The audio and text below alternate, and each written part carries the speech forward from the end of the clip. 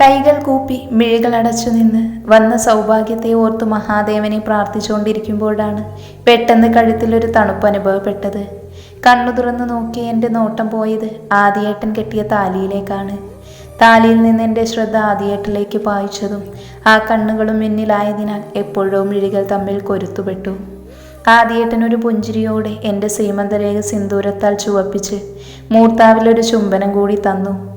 നാണത്താൽ എൻ്റെ മിഴികൾ താഴേക്ക് ചലിച്ചു. പിന്നെ പതിയെ ചുറ്റും നോക്കിയപ്പോഴാണ് എല്ലാവരുടെയും ചുണ്ടുകളിലെ കള്ളച്ചിരി ശ്രദ്ധിച്ചത്.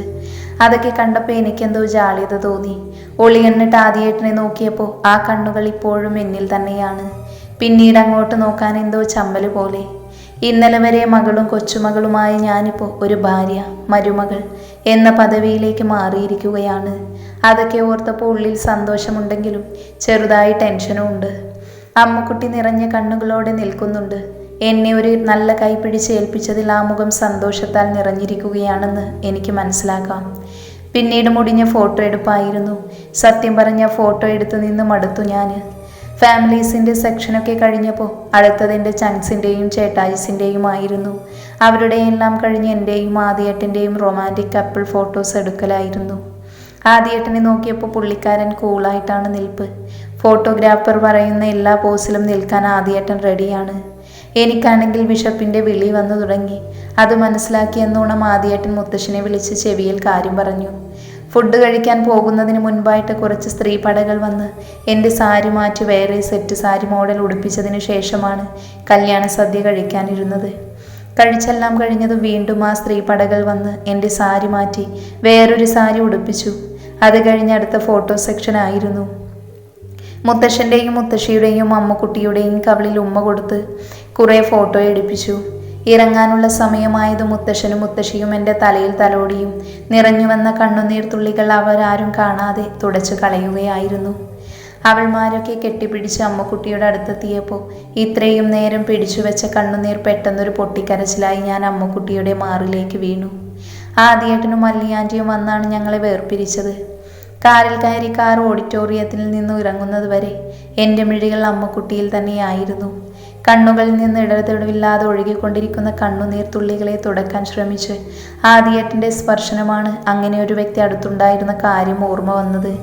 ഞാൻ ആ മുഖത്തേക്ക് നോക്കാതെ തലകുനിച്ചിരുന്നു. എൻ്റെ അവസ്ഥ മനസ്സിലാക്കി ആദിയേട്ടൻ എന്നെ ചേർത്ത് പിടിച്ചു.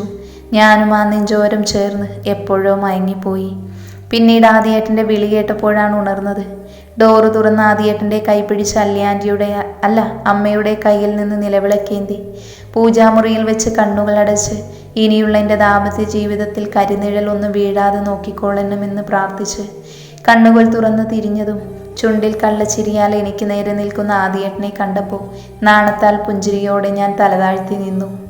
പെണ്ണിനെ എത്ര നോക്കിയിട്ടും മതി വരുന്നില്ല. താലി കെട്ടാൻ നേരത്ത് കൈകൾ കൂപ്പി കണ്ണുകൾ അടച്ച് എനിക്കരികിലിരിക്കുന്ന അവളെ കണ്ടപ്പോൾ കടിച്ച് തിന്നാൻ ആദ്യം തോന്നിയത്. പിന്നെ എങ്ങനെയൊക്കെയോ ഞാൻ എൻ്റെ വികാരങ്ങളെ കൺട്രോൾ ചെയ്തു. അമ്മ അവളോട് അമ്മയുടെ റൂമിൽ പോയി ഫ്രഷ് ആകാൻ പറഞ്ഞപ്പോഴാണ് ഞാൻ അവളിൽ നിന്ന് എൻ്റെ നോട്ടം മാറ്റിയത്. ഞാൻ പിന്നെ കൂടുതൽ അവിടെ നിന്ന് വട്ടം തിരിയാതെ നേരെ റൂമിലേക്ക് പോയതും അവന്മാരെല്ലാം റൂം മുഴുവനായിട്ട് ഡെക്കറേറ്റ് ചെയ്യുന്ന തിരക്കിലായിരുന്നു. സാധാ ബെഡ്റൂം ഡെക്കറേറ്റ് ചെയ്യുന്ന രീതിയിലായിരുന്നു അവർ ചെയ്തുകൊണ്ടിരുന്നത്. പക്ഷെ എനിക്കറിയാമായിരുന്നു ഇവിടെ എവിടെയെങ്കിലും ഇവന്മാർ എനിക്ക് പണി തരാതിരിക്കില്ല എന്ന്. എന്നെ കണ്ടതും അവന്മാരെല്ലാം എന്നെ നോക്കി ഒരുമാതിരി ആക്കി ചിരിക്കുന്നുണ്ട്. എന്തെങ്കിലും ഉടായ്പം കൊണ്ടാ നിൻ്റെയൊക്കെ ഈ ഒരുക്കമെങ്കിൽ പിന്നെ നീയൊക്കെ നിൻ്റെ 2 കൈയും കാലും അങ്ങ് മറന്നേക്ക്. എന്തോന്നടാ നിനക്ക്, ഞങ്ങൾ വിശ്വാസമില്ലേ? അത് തന്നെ ഞങ്ങൾ അങ്ങനെ നിന്നോട് ചെയ്യുവോടാ. നീ ആദ്യം പോയി ഫ്രഷ് ആകടാ. അല്ല ഹരി എന്തേ? ഓ, അവൻ നിനക്ക് പണി തരാൻ താല്പര്യമില്ലെന്ന് പറഞ്ഞ് വെളിയിലേട്ട് ഇറങ്ങി. അത് പിന്നെ അവന് ചെറുതായിട്ട് പനിയെന്നാ ഉദ്ദേശിച്ചേ. ഞാൻ അവന്മാരെ 3നെയും ഒന്ന് കൂർപ്പിച്ച് നോക്കിയിട്ട് ഫ്രഷ് ആകാൻ കയറി. കുളിച്ചിറങ്ങിയതിനു ശേഷമാണ് ബെഡിലിരിക്കുന്ന ഒരു റെഡ് കളറിലെ ഗൗണ് കണ്ടത്. വൈകിട്ടത്തെ റിസപ്ഷൻ ഇടാനുള്ള ഡ്രസ്സായിരുന്നു അത്. ആ ഡ്രസ്സ് ധരിച്ച് കഴിഞ്ഞപ്പോഴേക്കും അമ്മ റൂമിലേക്ക് കയറി വന്ന് കൂടെ മോഡേൺ ലുക്കിലുള്ള ചേച്ചിയും ഉണ്ടായിരുന്നു. എന്നെ ഒരുക്കാൻ വന്ന ചേച്ചിയാണെന്ന് അമ്മയുടെ സംസാരത്തിൽ നിന്ന് മനസ്സിലാക്കി. അമ്മയും അതും പറഞ്ഞ് ആ ചേച്ചി എന്നെ കണ്ണാടിയിൽ മുൻപിലായി ഇരുത്തി മുഖത്തും തലയിലുമൊക്കെ എന്തൊക്കെയോ മിനുക്ക് പണികൾ ചെയ്ത് എന്നെ സുന്ദരിയാക്കി മാറ്റി. റിസപ്ഷനുള്ള സമയമായതും അമ്മ എന്നെയും കൊണ്ട് ഹാളിലേക്ക് വന്നപ്പോഴാണ് ബ്ലാക്ക് സ്യൂട്ടൊക്കെ ധരിച്ച് കയ്യിൽ വാച്ച് കെട്ടിക്കൊണ്ട് നിൽക്കുന്ന ആദിയേട്ടനെ കണ്ടത്. സുന്ദരനായിട്ടുണ്ട്. ചേട്ടായിസിനോട് സംസാരിച്ചുകൊണ്ടിരിക്കുന്ന ആദിയേട്ടൻ്റെ കണ്ണുകൾ എപ്പോഴും എന്നിൽ പതിച്ചതും കണ്ണിമ വെട്ടാതെ ആ കണ്ണുകൾ എൻ്റെ കണ്ണുകളുമായി കുറച്ചു നേരം പിടിവലി നടത്തി. ആരോ വിരഞ്ഞൊടിച്ചപ്പോൾ പെട്ടെന്ന് ആദിയേട്ടൻ എന്നിൽ നിന്ന് നോട്ടം മാറ്റി. മുന്നിലേക്ക് നോക്കിയപ്പോൾ കണ്ടത് ചേട്ടായിസിനെയാണ്. അയ്യേ, ഇനി ഇവരെല്ലാം കണ്ടു കാണുമോ? എന്നെയും ആദിയേട്ടനെയും നോക്കിയുള്ള അവരുടെയൊക്കെ മുഖത്തെ ആക്കിച്ചിരി ശ്രദ്ധിച്ചപ്പോൾ മനസ്സിലായി അവരെല്ലാം കൃത്യമായി കണ്ടെന്ന്. ഞാനൊരു ചമ്മിയ ചിരി ചിരിച്ച് അമ്മക്കരികിൽ നിന്നു. റിസപ്ഷൻ അങ്കിളിൽ പപ്പയുടെ ഹോട്ടലായ ഗോൾഡൻ ഐയിൽ വെച്ചാണ് നടക്കുന്നത്. ഞങ്ങൾ കാറിലായി അവിടെ എത്തിയതും ആദിയേട്ടൻ എൻ്റെ കൈപിടിച്ച് ഞങ്ങളുടെ ഇരിപ്പിടത്തിലായി നിന്നും ഞങ്ങൾക്കരികിലേക്കായി വരുന്ന ഓരോരുത്തരെയും ആദിയേട്ടൻ എനിക്ക് പരിചയപ്പെടുത്തി തന്നു. സത്യം പറഞ്ഞ അവരുടെ പേരൊന്നും എനിക്ക് ഓർമ്മയില്ല. ആദിയേട്ടൻ അവർ ആരെന്നൊക്കെ പറയുമ്പോൾ ഞാൻ ജസ്റ്റ് ചിരിച്ചു കാണിക്കുന്നേ ഉള്ളൂ. കുറച്ച് കഴിഞ്ഞതും എൻ്റെ വീട്ടിൽ നിന്ന് ആളുകളൊക്കെ വന്നു. അമ്മുക്കുട്ടിയെ കണ്ടതും പെട്ടെന്ന് അടുത്തേക്ക് പോകാൻ നിന്നപ്പോൾ ആദിയേട്ടൻ എൻ്റെ കൈപിടിച്ചു നിർത്തി. ഇങ്ങോട്ട് തന്നെയല്ലേ വരുന്നേ? ശരിയാ, പെട്ടെന്ന് കണ്ട സന്തോഷത്തിൽ ഇറങ്ങി ഓടാൻ പോയതാ. അമ്മുക്കുട്ടി അടുത്തെത്തിയപ്പോൾ ഞാൻ കെട്ടിപ്പിടിച്ച് കുറേ നേരം നിന്നു. മുത്തശ്ശനും മുത്തശ്ശിയും എന്നെ തലോടിയിട്ട് ആദിയേട്ടനോട് എന്നെ പൊന്നു പോലെ നോക്കിക്കോണേന്ന് ഇടറിയ സ്വരത്തിൽ മുത്തശ്ശൻ പറഞ്ഞത് കേട്ടപ്പോൾ എനിക്ക് ശരിക്കും കരച്ചിൽ വന്നു. മുത്തശ്ശനുള്ള മറുപടിയായി ആദിയേട്ടൻ എന്നെ ചേർത്ത് പിടിച്ചു. അത് കണ്ട് അവരുടെ വിശ്വാസം ഒന്നുകൂടെ കൂട്ടിയിരുന്നു. എൻ്റെ ഫ്രണ്ട്സിനെ നോക്കിയിട്ടാണെങ്കിൽ കാണുന്നില്ല, ഇവൾമാരിത് എവിടെ പോയി എന്നൊക്കെ ആലോചിച്ചുകൊണ്ടിരുന്നപ്പോഴാണ് സാധികയുടെ അമ്മയും അച്ഛനും വന്ന് കൺഗ്രാസ് പറഞ്ഞ് ഗിഫ്റ്റ് തന്നേ. സാധികയുടെ അച്ഛൻ സന്തോഷത്തോടെയാണ് പറഞ്ഞതെങ്കിലും അവളുടെ അമ്മ എന്നെ തുറിച്ചു നോക്കിയിട്ട് പോയി. അല്ല, സാധിക എവിടെ പോയി? ഞാനെന്തിനാ അവളെക്കുറിച്ചൊക്കെ ആലോചിക്കുന്നേ. പെട്ടെന്നാണ് ലൈറ്റ്സൊക്കെ ഓഫായി. പിന്നെ എൻ്റെയും ആദിയേട്ടൻ്റെയും ഭാഗത്ത് മാത്രം ലൈറ്റ്സ് ഓണായി. എന്താ ഇവിടെ സംഭവിക്കുന്നതെന്ന് എനിക്കും ശരിക്കും മനസ്സിലായില്ല. ഞാൻ ആദിയേട്ടനെ നോക്കിയപ്പോൾ അവിടെയും അതേ സംശയം തന്നെയാണ്. പെട്ടെന്ന് ആളുകളൊക്കെ ഇരിക്കുന്നതിൻ്റെ സെൻറ്ററിലായി ലൈറ്റ്സ് ഓൺ ആയതും കണ്ടത് എൻ്റെ ഫ്രണ്ട്സിനെയാണ്. ആരോ സോങ് പ്ലേ ചെയ്തതും അവർ അതിനനുസരിച്ച് ഡാൻസ് ചെയ്യാൻ തുടങ്ങി. ഡാൻസ് കഴിഞ്ഞതും എല്ലാവരും കൈകൊട്ടാൻ തുടങ്ങി. ഞാൻ ഒരിക്കലും ഇങ്ങനെ ഒരു സർപ്രൈസ് പ്രതീക്ഷിച്ചില്ല.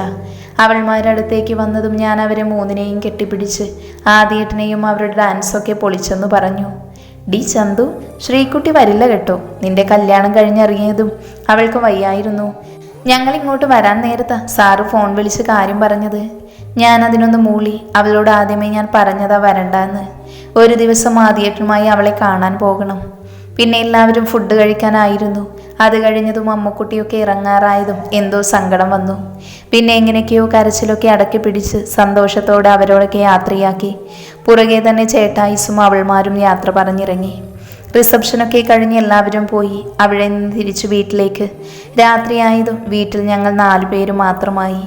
അമ്മയുടെ റൂമിൽ നിന്ന് ഗൗണൊക്കെ മാറ്റി അമ്മ തന്നെ സെറ്റ് സാരിയൊക്കെ ഉടുപ്പിച്ച് കയ്യിൽ ഒരു ഗ്ലാസ് പാലും തന്ന് പുഞ്ചിരിയോടെ ആദിയേട്ടൻ്റെ റൂമിലേക്ക് കൊണ്ടുവിട്ടു. വിറക്കുന്ന കൈകളാൽ ഡോറ് തുറന്ന് അകത്ത് കയറിയതും റൂം മുഴുവൻ റെഡ് റോസിലും ക്യാൻഡിലും അലങ്കരിച്ചിരിക്കുവാണ്. ചുറ്റും ആദിയേട്ടനെ നോക്കിയെങ്കിലും കണ്ടില്ല. ടെൻഷൻ കാരണം നെറ്റിയിൽ വിയർപ്പ് തുള്ളികൾ കൊണ്ട് നിറഞ്ഞിരിക്കുന്നതിനാൽ സാരിയുടെ തുമ്പിനാൽ ഞാനത് തുടച്ചു കളഞ്ഞു. കൈയുടെ വിറയിൽ തുളുമ്പിപ്പോകുന്ന പാൽ ഗ്ലാസിനെ ഒരിടത്ത് വെച്ച് ആഞ്ഞു ശ്വാസം വലിച്ച് ചുറ്റുമൊന്ന് നിരീക്ഷിച്ചപ്പോഴാണ് മിററിൻ്റെ തൊട്ടടുത്ത് നിന്ന് ചെറിയൊരു റൂം കണ്ടത്. നേരത്തെയൊക്കെ ഈ റൂമിൽ കയറിയിട്ടുണ്ടെങ്കിലും ഇങ്ങനെ ഒരു റൂമുള്ള കാര്യം ഞാൻ കണ്ടിട്ടില്ല. ആ റൂം തുറന്ന് അകത്ത് കയറിയതും നേരെയായി കാണുന്ന ചെറിയൊരു ലൈബ്രറിയാണ് കണ്ടത്. വേറെയൊന്നും അവിടെ ഇല്ലായിരുന്നു. ഒരു ബുക്ക് വീണ് കിടക്കുന്നത് കണ്ടപ്പോൾ അതെടുത്ത് അതിൻ്റെ സ്ഥാനത്ത് വെക്കാൻ ഒരുങ്ങുമ്പോഴാണ് ആ ഭാഗം അകത്തേക്ക് ഓപ്പൺ ആയത്. കാരണം അതൊരു വാതിലായിരുന്നു. ആദ്യം ചെറുതായിട്ട് പേടിച്ചെങ്കിലും പിന്നെ അതിനകത്ത് എന്താണെന്ന് അറിയാനുള്ള ക്യൂരിയോസിറ്റിയിൽ ഞാനത് തുറന്നകത്തേക്ക് കയറി. അതിനകം മുഴുവൻ ഇരുട്ടായി നിറഞ്ഞതിനാൽ ഭിത്തിയിൽ സ്വിച്ച് ബോർഡ് തപ്പി എങ്ങനെയോ കണ്ടുപിടിച്ച് ലൈറ്റ് ഓൺ ചെയ്തപ്പോൾ കണ്ടത് ഒരു ചേട്ടൻ്റെ ഫോട്ടോ ആയിരുന്നു. വേറെ ചില ഫോട്ടോയിൽ ആദിയേട്ടൻ്റെയും ആൽവിച്ചായൻ്റെയും ഹരിയേട്ടൻ്റെയും കൂടെ തോളിൽ കൈയിട്ട് നിൽക്കുന്ന ചേട്ടനെയാണ്. ആരായിരിക്കും ഈ ചേട്ടൻ? ഓരോ ഫോട്ടോയിലും ഇവരുടെ അടുപ്പമൊക്കെ കണ്ടിട്ട് ഇവർ ക്ലോസ് ഫ്രണ്ടാണെന്ന് കണ്ടാലേ പറയും. ഇപ്പോൾ ഈ ചേട്ടൻ എവിടെയായിരിക്കും? ആൽവിച്ചനും ഹരിയേട്ടനും ഈ ചേട്ടനെ കുറിച്ച് പറയുന്നത് ഞാൻ കേട്ടിട്ടില്ലല്ലോ. ഞങ്ങളുടെ മാരേജിന് പോലും വന്നില്ലല്ലോ. അതെന്തായിരിക്കും? ഇവരുടെ കൂട്ടത്തിൽ അനസിക്കയുടെയും ശരത്തേട്ടൻ്റെയും ഫോട്ടോ ഇല്ലല്ലോ. അതും ഞാൻ സംശയിച്ചു. എൻ്റെ മനസ്സിൽ അങ്ങനെ 100 കൂട്ടം ചോദ്യങ്ങൾ ഉയർന്നു വന്നു. വീണ്ടും ആ ചേട്ടൻ്റെ മുഖത്തേക്ക് ഞാൻ ഉറ്റുനോക്കിയപ്പോഴാണ് ഒരു കാര്യം ഞാൻ മനസ്സിലാക്കിയത്. ആ ചേട്ടൻ്റെ കണ്ണുകൾ എന്നെ പോലെ തന്നെ വെള്ളാരം കണ്ണായിരുന്നു. വാവേ, പെട്ടെന്ന് ആദിയേട്ടൻ്റെ ശബ്ദം കേട്ടതും ചെറുതായിട്ടൊന്ന് പരിഭ്രമിച്ചു. എൻ്റെ മഹാദേവ, ഇനി ഈ റൂമിൽ കയറിയത് ആദിയേട്ടനെ ഇഷ്ടപ്പെട്ട് കാണില്ലേ?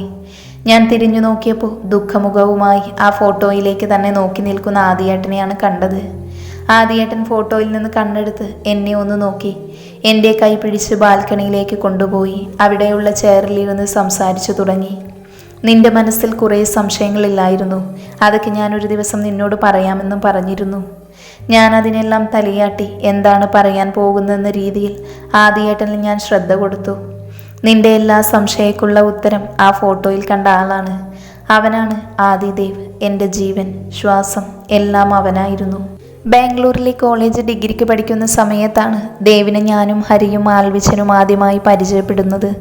തിളക്കമാർന്ന വെള്ളാരം കണ്ണും എപ്പോഴും പുഞ്ചിരിയോടെ സംസാരിക്കുന്ന അവനെ ആരും ഒന്ന് നോക്കിപ്പോകും. കാരണം അത്രയ്ക്ക് ഒരു പഞ്ചപാവമാണവൻ. എൻ്റെയും അവൻ്റെയും ആദി എന്ന പേരിലാണ് തുടങ്ങുന്നത് കൊണ്ട് അവൻ എന്നെ ആദിയെന്നും ഞങ്ങൾ അവനെ ദേവെന്നും വിളിച്ചു. ഒരേ ബെഞ്ചിൽ ക്ലാസ്മേറ്റ്സ് എന്ന രീതിയിൽ പരിചയപ്പെട്ടു. ആ ബന്ധം കോളേജിലെ പലർക്കും അസൂയ തോന്നുന്ന തരത്തിലുള്ള സുഹൃത്ത് ബന്ധമായി മാറി. 3rd ഇയർ ആയപ്പോഴാണ് സാധികയെ അവളുടെ പപ്പ ഞങ്ങൾക്കരികിലേക്ക് അയച്ചത്. ഞങ്ങളുടെ അതേ ക്ലാസ്സിൽ തന്നെയായിരുന്നു അവളും. അന്നൊന്നും അവൾ ഇതുപോലെ ഒലിപ്പിച്ചൊന്നും എൻ്റെ പുറകെ നടക്കില്ലായിരുന്നു. എന്നാൽ ആ സമയത്ത് അവളുടെ കണ്ണ് ദേവിലായിരുന്നു. അവളുടെ ഭാഷയിൽ പറഞ്ഞാൽ പ്രണയം എന്നാൽ ദേവ് അവളുടെ പ്രണയത്തെ നിരസിക്കുകയാണ് ചെയ്തത്. കാരണം ദേവ് അവളെ ആ രീതിയിൽ കണ്ടിട്ടില്ലായിരുന്നു. അവൻ അവളെ ആക്സെപ്റ്റ് ചെയ്യില്ലെന്ന് ഉറപ്പായതുകൊണ്ട് അവൾ ഞങ്ങളുടെ പുറകെ കൂടി സഹായം അഭ്യർത്ഥിച്ചു. എന്നാൽ ഞങ്ങൾ 3 പേരും അപ്പോൾ തന്നെ സഹായിക്കില്ലെന്ന് ഉറപ്പു നൽകി. ലാസ്റ്റ് ഒരു വഴിയുമില്ലെന്ന് ആയപ്പോഴാണ് തൻ്റെ പ്രണയം സ്വീകരിച്ചില്ലെങ്കിൽ ആത്മഹത്യ ചെയ്യുമെന്ന് പറഞ്ഞ് അവൾ ദേവിനെ ഭീഷണിപ്പെടുത്തി. ആ സമയത്ത് ഞങ്ങൾക്ക് 3 പേർക്കും അവളോട് ആദ്യമായി ദേഷ്യം തോന്നി. ലാസ്റ്റ് അവളുടെ ഭീഷണിക്ക് വഴങ്ങി. ഇഷ്ടമില്ലാഞ്ഞിട്ട് കൂടി ദേവ് അവളെ ഇഷ്ടമാണെന്ന് പറഞ്ഞു. ഞങ്ങളതറിഞ്ഞപ്പോൾ അവനെ കുറേ വഴക്ക് പറഞ്ഞു. എന്നാൽ അതെല്ലാം അവനൊരു പുഞ്ചിരിയോടെയാണ് കേട്ടു നിന്നത്. അവനെ പറഞ്ഞിട്ട് വലിയ പ്രയോജനമില്ലെന്ന് തോന്നിയത് കൊണ്ട് ഞങ്ങൾ വായടച്ചിരുന്നു. പിന്നീട് അങ്ങോട്ട് അവളുടെ ഓവൽ ഫ്രീഡം ആയിരുന്നു അവനുമേൽ. എന്നാൽ അവനതെല്ലാം അവളുടെ ചെറിയ ചെറിയ കുറുമ്പായാണ് കണ്ടത്. അവൻ അവളുടെ ഒരു ഇഷ്ടത്തിനും നോ പറഞ്ഞില്ലായിരുന്നു. എന്നാൽ നേരെ തിരിച്ച് അവൾ അവൻ്റെ ഇഷ്ടങ്ങളെയെല്ലാം ഇല്ലാതാക്കുകയാണ് ചെയ്തത്. ഇതൊക്കെ കണ്ടപ്പോഴേക്കും ഞങ്ങൾക്ക് അവളോടുള്ള ദേഷ്യം ഒന്നുകൂടെ കൂടി. അവന് വിഷമമാകുമെന്ന് വിചാരിച്ച് ഞങ്ങളൊന്നും പുറമേ കാണിച്ചില്ല. ദേവിന് അച്ഛൻ മാത്രമേ ഉള്ളൂ. 8ാം ക്ലാസ്സിൽ പഠിക്കുമ്പോഴാണ് ഒരു കാർ ആക്സിഡൻറ്റിൽ അവൻ അവൻ്റെ അനിയത്തിയെയും അമ്മയെയും നഷ്ടപ്പെട്ടത്. അവൻ്റെ അച്ഛൻ ആർമിയിലായിരുന്നു. ആ സമയത്ത് റിട്ടയർഡ് ആയെന്നാണ് ഞങ്ങളോട് പറഞ്ഞത്. ഈ കാര്യമെല്ലാം അവൻ സാധികയോടും പറഞ്ഞിട്ടുണ്ട്. പ്രണയിക്കുന്ന സമയത്ത് അവൾക്ക് അവൻ്റെ പാസ്റ്റ് ഒന്നും പ്രശ്നമല്ലായിരുന്നു. പിന്നെ എപ്പോഴോ ദേവിന് അവളില്ലാതെ പറ്റാതെയായി. ദേവിൻ്റെ ലോകം തന്നെ അവളായി. ആ ഇടയ്ക്കാണ് സാധിക അവളുടെ വീട്ടിൽ പോയത്. 2 ആഴ്ച കഴിഞ്ഞാണ് അവൾ തിരിച്ചു വന്നത്. എന്നാൽ പിന്നീട് അവളുടെ സ്വഭാവത്തിലൊക്കെ ചെറുതായി മാറ്റം വന്നു.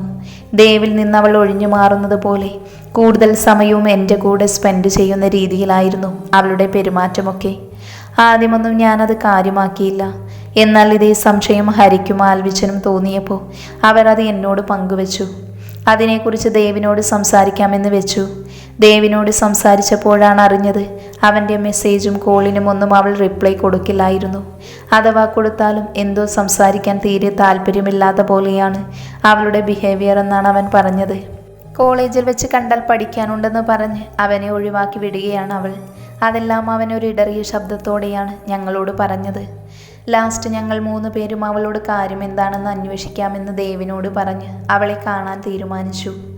ആദ്യമെല്ലാം ഞാൻ അവളോട് എന്താ പ്രശ്നമെന്ന് ചോദിച്ചപ്പോഴൊക്കെ ഒന്നുമില്ലായിരുന്നു അവളുടെ മറുപടി.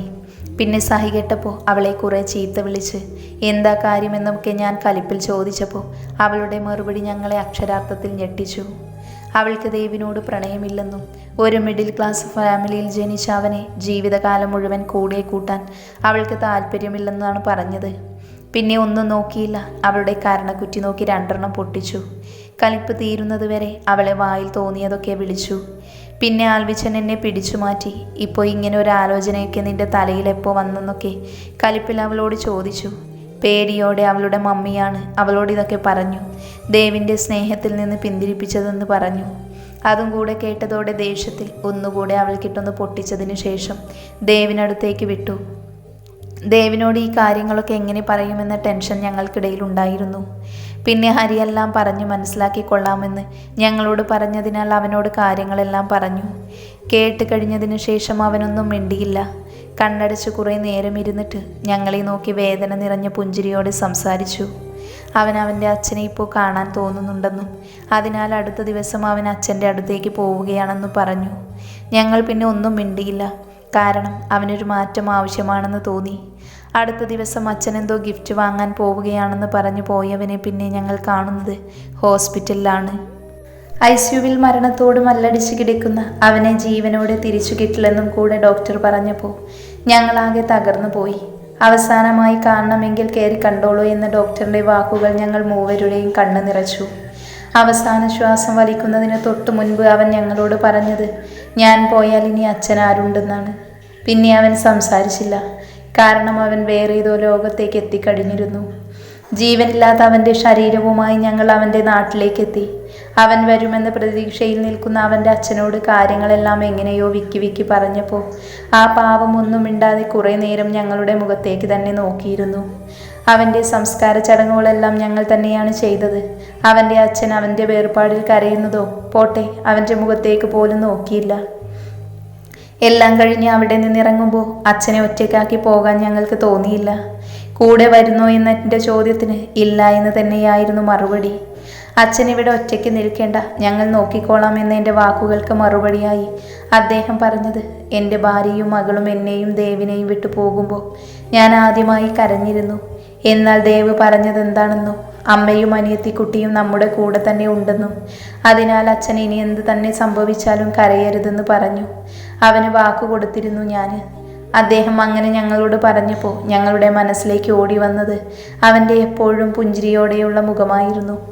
പിന്നെ എന്തോ അവനില്ലാത്ത കോളേജിൽ നിൽക്കാൻ ഞങ്ങൾക്ക് എന്തുകൊണ്ടോ സാധിച്ചില്ല. അതിനാൽ അവിടുന്ന് ട്രാൻസ്ഫർ വാങ്ങിയാണ് ഇവിടുത്തെ കോളേജിൽ അഡ്മിഷൻ എടുത്തത്.